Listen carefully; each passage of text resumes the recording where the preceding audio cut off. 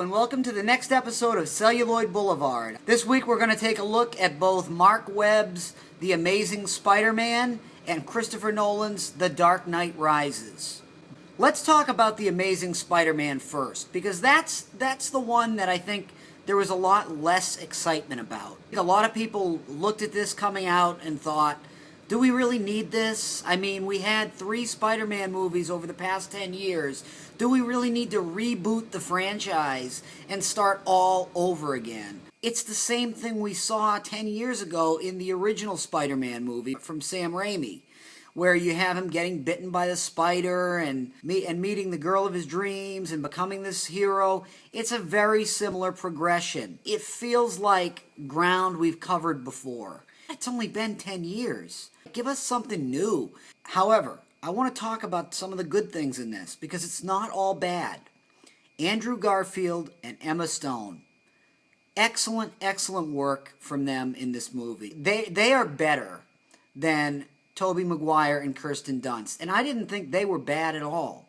But I just felt Andrew Garfield gets at something about Spider-Man that Tobey Maguire could not get at. And that made him a lot more fun to watch. And Emma Stone kind of has an attitude and kind of has some toughness to her. And I thought that was a really welcome addition. As you would expect, considering that this film's director, Mark Webb, directed the delightful romantic comedy 500 Days of Summer, some of the best moments in this film are the intimate moments between Garfield and Stone. Their kind of flirtatiousness, the beginnings of their relationship. They have great chemistry. I really liked the way the character of Spider-Man himself was handled in this film. There's a scene where he's kind of toying with this car thief and sort of making fun of the guy as he's apprehending him. And I just thought that's cool. It's actually a really funny scene where he just kind of berates this guy as a complete idiot who doesn't even know what he's doing, how to steal a car. And the actual visual design of Spider-Man and the things he does, swinging from building to building and all of this, that was all done really well too. I don't have much to complain about in terms of the Spider-Man character, or really much about the film other than the fact that it's a reboot. But there is one major problem that I have with this movie that really hurts the film, in my opinion, and that's the villain. This movie has got one of the worst villains I've seen in a superhero film, the Lizard. That character, from start to finish, is just badly conceived, badly executed, both in terms of the writing, in terms of the special effects. It's just a complete failure on every possible level. The character starts off, Dr. Kurt Connors, introduced as this kind of humanitarian who's trying to help people regrow missing limbs. And you see him as this kind of benevolent character. Well, he finally injects this stuff into himself, and it turns him into this lizard. And it not only turns him into this lizard, it turns him into a complete maniac who wants to turn everybody else into lizards because he thinks it's what would make the world perfect. And then he switches from human to lizard, but when he goes back to being human, he's still got the crazy lizard ideas. And beyond that, though, the special effects of the lizard are just mediocre. I mean, he just doesn't look very good. He doesn't look cool. He doesn't look thrilling. On the whole, it's just really disappointing to see that that's really all they had to work with in terms of a villain. And I really think that if they had gone with a human villain, kind of like in Batman Begins, because it seemed to me that Amazing Spider-Man was really influenced by the Christopher Nolan Batman films. They were trying to make it a little bit less comic booky. And I just felt like, why did they have to go over the top with like a cartoony villain? It just didn't work.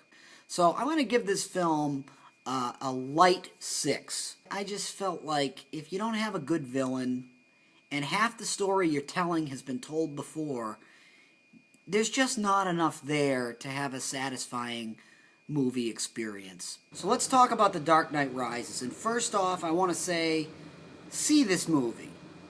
Regardless of what I am about to say, regardless of what anyone says, see the movie. Because you really owe it to yourself to experience this on the big screen. It's got moments that are absolutely thrilling. That being said, do I feel this is the weakest of the Batman films that Chris Nolan has directed? Absolutely. And it makes me feel pretty bad to have to report that, but there's just no getting around it.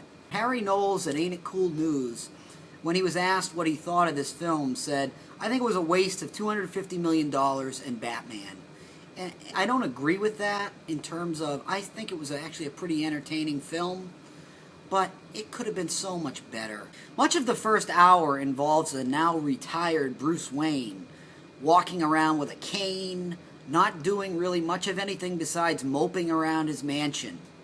He's called back into service with the arrival of Bane, who is meant to be his most threatening adversary yet, but in reality is actually the least impressive of the villains Batman has faced in the past several films. Despite the best efforts of Tom Hardy, Bane just doesn't emerge as compelling a villain as the Joker was in the last film. Inserting nearly all of his dialogue in post-production doesn't really help much either. Take a listen. It doesn't matter who we are. What matters is our plan. Dr. Palmer refused our offer in favor of yours. We had to find out what he told you. Calm down, Doctor.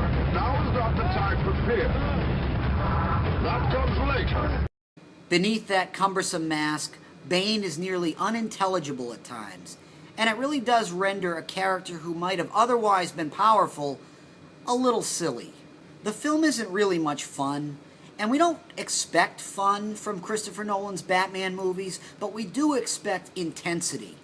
And that was the problem. This thing came up a little short on intensity. Bane just doesn't have enough to do. And he just kind of walks around and mumbles through that mask. And I need more. But here's what I really think is the biggest deficit that this film has. Batman only appears 3 times in the entire movie. He shows up at the end of the first hour, and it's amazing. It's like, wow, this movie just got better. And then he gets back in costume again, maybe half hour later, fights Bane, and gets thrown into this prison in a third world country for an hour of the movie. And for that hour, all we focus on is Bane and Catwoman and this police officer character, well played by Joseph Gordon-Levitt, named John Blake. Bruce Wayne is in a dungeon for an hour of his last movie. And I'm sitting there thinking, are these people crazy? Get this guy out of jail. This is the last time we're going to see this cast together. Get him back in that suit. And at the end of the movie, yeah, he gets back in the suit. He's around for about 35 minutes at the end, and it's great. But for God's sake, an almost 3-hour movie, he's in it maybe an hour. It's just not enough. Just not nearly enough. Especially when the villain that you're paying attention to isn't as compelling as the Joker. I think the root of the problem with this film was that the style that Christopher Nolan brought to the first 2 films that made them so special, the grittiness, the realism, the film noir influence. Those ideas just don't really serve the plot as well as they did in those earlier 2 films, which had a lot more practical stuff going on. Here we get they don't call it the Batwing, they call it the Bat, but it's the Batwing flying around, doing all this crazy stuff. And it's like, against that, the tone is kind of very somber, to the point where I really started to think Christopher Nolan doesn't really want to make a Batman movie right now. He wants to make this kind of gritty human drama. It almost seemed like Batman was a side character in his own movie. And that got a little irritating. Anne Hathaway is fine as Catwoman. I had some reservations about her in the part. I thought she pulled it off extraordinarily well. I liked her in the role. It's kind of sad, really, to watch the movie and think about Heath Ledger and how incredible he would have been in this movie. Because you can tell as you're watching it, something's missing. during that 1 hour of screen time when Bruce Wayne is sitting in a dungeon, I was just thinking that was the hour of the movie where he would have been dealing with the Joker. Because Bane lets all the criminals out. So the Joker would have been released, and Batman would have had to have gone after him. The last thing I'll say, and this was another big disappointment about The Dark Knight Rises, they leave the door open for a fourth movie that they're not going to make. Because the whole center of this advertising campaign was, then why didn't you end it, Christopher Nolan?